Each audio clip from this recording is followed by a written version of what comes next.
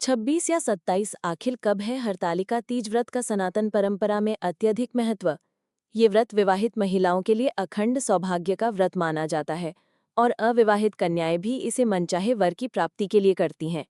इस वर्ष व्रत की तिथि और शुभ मुहूर्त। तिथि भाद्रपद मास शुक्ल पक्ष तृतीया। व्रत दिनांक 26 अगस्त 2025 मंगलवार। पूजा का शुभ मुहूर्त प्रातः 5:30 बजे से 8:30 बजे तक। जो महिलाएं इस समय पूजा न कर पाएं वे प्रदोष काल में भी पूजा कर सकती हैं। पारण समय व्रत का पारण चतुर्थी तिथि पर 27 अगस्त को सूर्योदय के बाद किया जाएगा। हरतालिका तीज की पूजा विधि। प्रातः स्नान करके व्रत का संकल्प लें। पूजा स्थल को शुद्ध करके गौरी शंकर की मिट्टी रेत या गोबर से प्रतिमा स्थापित करें। सबसे पहले भगवान गणेश की पूजा करें, इसके बाद माता पार्वती और भगवान शिव का पूजन करें। पुष्प, चंदन, वस्त्र, श्रृंगार सामग्री, फल, धूप, दीप अर्पित करें। हरतालिका तीज व्रत कथा का श्रवण या वाचन करें। भगवान शिव पार्वती की आरती करके उनकी प्रदक्षिणा करें। अंत में उनसे अखंड सौभाग्य, संतान सुख और पति की लंबी आयु की प्रार्थना करें। किसी सुहागिन महिला को अन्न, वस्त्र, श्रृंगार सामग्री और धन का दान करें। व्रत के नियम। ये व्रत सामान्यतः निर्जल रखा जाता है। व्रत के दौरान रेत, मिट्टी या गोबर से बनी शिव पार्वती प्रतिमा का पूजन विशेष फलदायी होता है।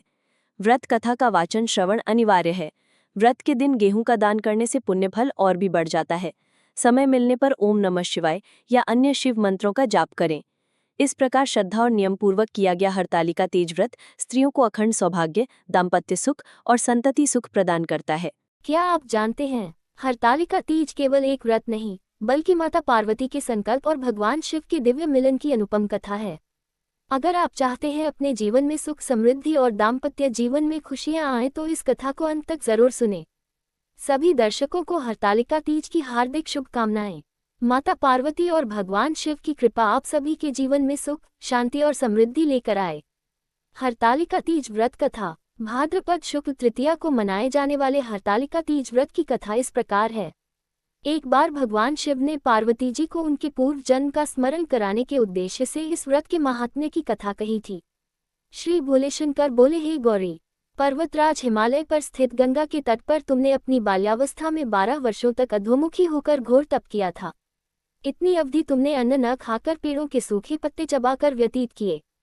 माघ की विकराल शीतलता में तुमने निरंतर जल में प्रवेश करके तप किया। वैशाख की जला देने वाली गर्मी में तुमने पंचाग्नि से शरीर को तपाया। श्रावण की मूसलधार वर्षा में खुले आसमान के नीचे बिना अन्न जल ग्रहण किए समय व्यतीत किया। तुम्हारे पिता तुम्हारी कष्ट साध्य तपस्या को देखकर बड़े दुखी होते थे। उन्हें बड़ा क्लेश होता था। तब एक दिन तुम्हारी तपस्या तथा पिता के क्लेश को देखकर नारद जी तुम्हारे घर पधारे। तुम्हारे पिता ने हृदय से अतिथि सत्कार करके उनके आने का कारण पूछा। नारद जी ने कहा, गिरिराज, मैं भगवान विष्णु के भेजने पर यहाँ उपस्थित हुआ हूँ। आपकी कन्या ने बड़ा कठोर तप किया है। इससे प्रसन्न होकर वे आपकी सुपुत्री से विवाह करना चाहते हैं। इस संदर्भ में आपकी राय जानना चाहता हूँ। नारद जी की बात सुनकर गिरिराज गदगद हो उठे। उनके तो जैसे सारे क्लेश ही दूर हो गए। प्रसन्नचित होकर वे बोले, श्रीमान, यदि स्वयं विष्णु मेरी कन्या का वरण करना चाहते हैं तो भला मुझे क्या आपत्ति हो सकती है। वे तो साक्षात ब्रह्म हैं। हे महर्षि, ये तो हर पिता की इच्छा होती है कि उसकी पुत्री सुख संपदा से युक्त पति के घर की लक्ष्मी बने। पिता की सार्थकता इसी में है कि पति के घर जाकर उसकी पुत्री पिता के घर से अधिक सुखी रहे। तुम्हारे पिता की स्वीकृति पाकर नारद जी विष्णु के पास गए और उनसे तुम्हारे ब्याह के निश्चित होने का समाचार सुनाया। मगर इस विवाह संबंध की बात जब तुम्हारे कान में पड़ी तो तुम्हारे दुख का ठिकाना न रहा। तुम्हारी एक सखी ने तुम्हारी इस मानसिक दशा को समझ लिया और उसने तुमसे उस विक्षिप्तता का कारण जानना चाहा। तब तुमने बताया, मैंने सच्चे हृदय से भगवान शिवशंकर का वरण किया है, किंतु मेरे पिता ने मेरा विवाह विष्णु जी से निश्चित कर दिया। मैं विचित्र धर्म संकट में हूँ। अब क्या करूँ? प्राण छोड़ देने के अतिरिक्त अब कोई भी उपाय शेष नहीं बचा है। तुम्हारी सखी बड़ी ही समझदार और सूझबूझ वाली थी। उसने कहा, सखी, प्राण त्यागने का इसमें कारण ही क्या है? संकट के मौके पर धैर्य से काम लेना चाहिए। नारी के जीवन की सार्थकता इसी में है कि पति रूप में हृदय से जिसे एक बार स्वीकार कर लिया, जीवन पर्यंत उसी से निर्वाह करें।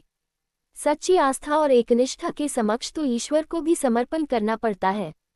मैं तुम्हें घनघोर जंगल में ले चलती हूँ, जो साधना स्थली भी हो और जहाँ तुम्हारे पिता तुम्हें खोज भी न पाएं। वहां तुम साधना में लीन हो जाना। मुझे विश्वास है कि ईश्वर अवश्य ही तुम्हारी सहायता करेंगे। तुमने ऐसा ही किया। तुम्हारे पिता तुम्हें घर पर न पाकर बड़े दुखी तथा चिंतित हुए। वे सोचने लगे कि तुम जाने कहाँ चली गई। मैं विष्णु जी से उसका विवाह करने का प्रण कर चुका हूँ। यदि भगवान विष्णु बारात लेकर आ गए और कन्या घर पर न हुई तो बड़ा अपमान होगा। मैं तो कहीं मुंह दिखाने के योग्य भी नहीं रहूंगा। यही सब सोचकर गिरिराज ने जोर शोर से तुम्हारी खोज शुरू करवा दी। इधर तुम्हारी खोज होती रही और उधर तुम अपनी सखी के साथ नदी के तट पर एक गुफा में मेरी आराधना में लीन थी। भाद्रपद शुक्ल तृतीया को हस्त नक्षत्र था। उस दिन तुमने रेत के शिवलिंग का निर्माण करके व्रत किया।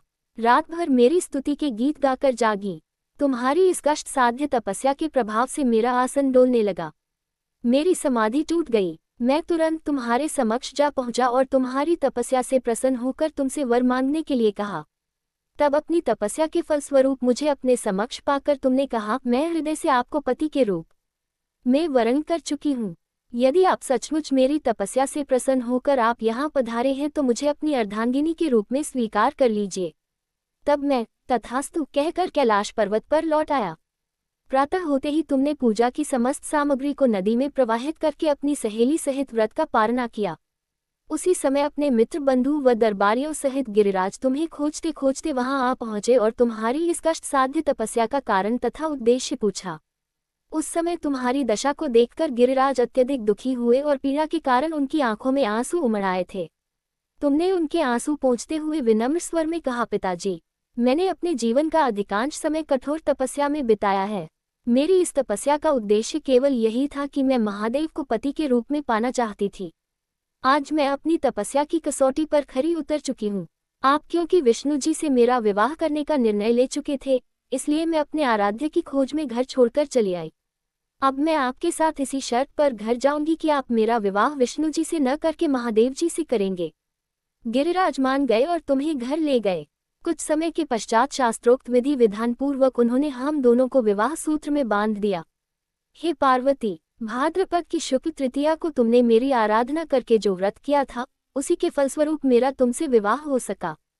इसका महत्व यह है कि मैं इस व्रत को करने वाली कुंवारियों को मनोवांछित फल देता हूँ। इसलिए सौभाग्य की इच्छा करने वाली प्रत्येक युवती को यह व्रत पूरी एकनिष्ठा तथा आस्था से करना चाहिए। अगर आपको वीडियो अच्छी लगे तो चैनल को सब्सक्राइब करें, वीडियो को लाइक, कमेंट और शेयर करना न भूलें। हर हर महादेव। माता पार्वती की जय हो।